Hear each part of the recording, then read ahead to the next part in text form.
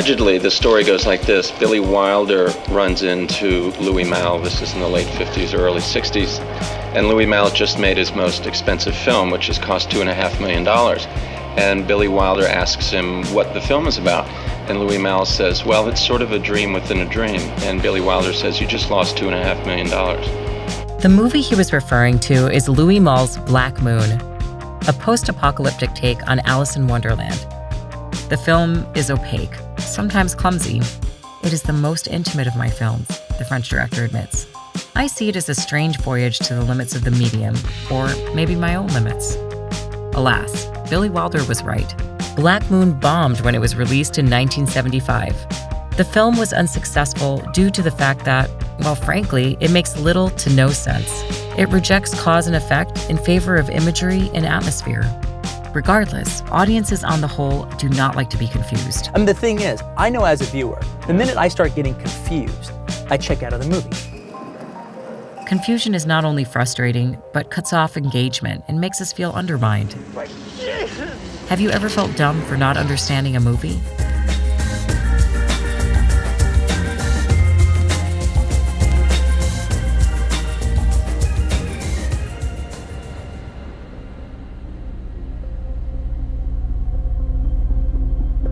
We've met before, haven't we? In a review for David Lynch's Lost Highway, Roger Ebert writes, Lost Highway is like kissing a mirror. You like what you see, but it's not much fun and kind of cold. It's a shaggy ghost story, an exercise in style, a film made with a certain breezy contempt for audiences. There is no sense to be made of it. To try is to miss the point. What you see is all you get. This movie is about design, not cinema. Ouch. To be fair, this objection to the weird and nonsensical has been a part of cinema culture since its earliest beginnings.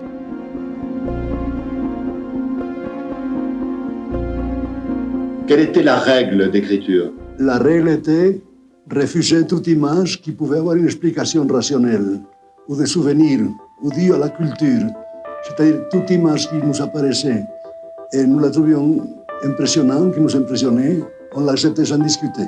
When the famous surrealist film Un chien andalou premiered in 1929, Luis Buñuel was so sure audiences would mock and attack him, he kept a handful of rocks in order to defend himself.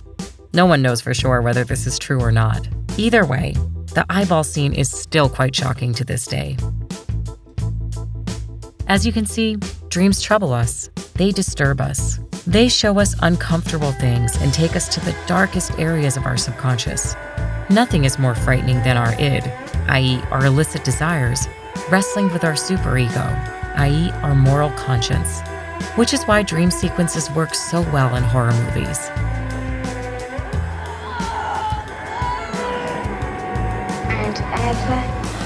When we dream, we experience them in the first person.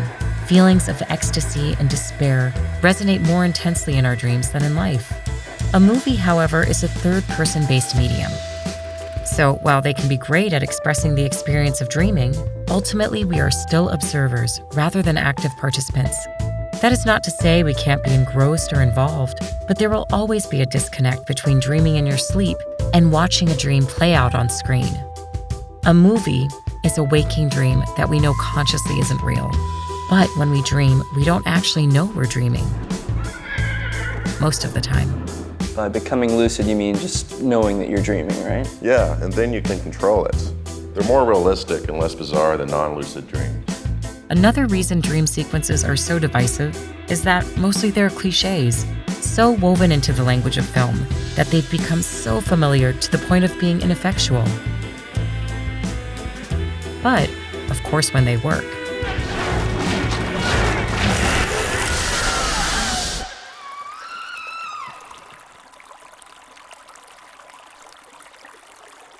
While dream sequences may hint at a character's psychology, they tend to have minimal impact on plot. Instead, they create lull points, interludes, or moments to breathe before things pick up again. However, the longer these scenes go on for, the more they push us away, and the more we become outside the movie. I think an audience has like this, like almost like umbilical cord to the screen, and it gets severed when confusion comes in. And therefore you lose them. Exactly. And the thing is, most of the time, when I get confused and that's severed, it's basically because I'm not supposed to be confused. But Tarantino would agree that rules don't apply to movies, and they shouldn't. David Lynch proves that some of the most compelling insights about dreaming come from films and filmmakers that have the ability to connect with dream logic and channel their energies into powerful creative expressions.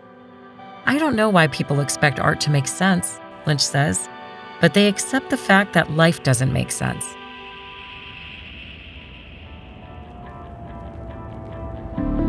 The depiction of the irrational can inspire us to go beyond our dependence on cookie-cutter plots and structures. By letting go of our expectations for what movies should be and letting movies show us what they want to be, we may be more equipped to deal with challenging storytelling and reap the rewards of what great cinema can offer.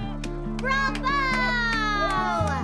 Dreams and movies provide access to our repressed thoughts and ideas, which can help us in producing our own creative work.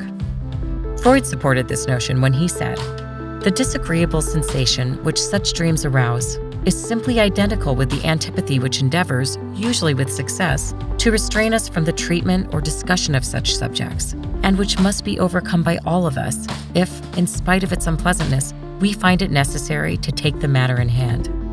In other words, Freud claims that, despite the uncomfortable, difficult nature of dreams, we should seek to explore and dismantle them as a way to find our own meanings.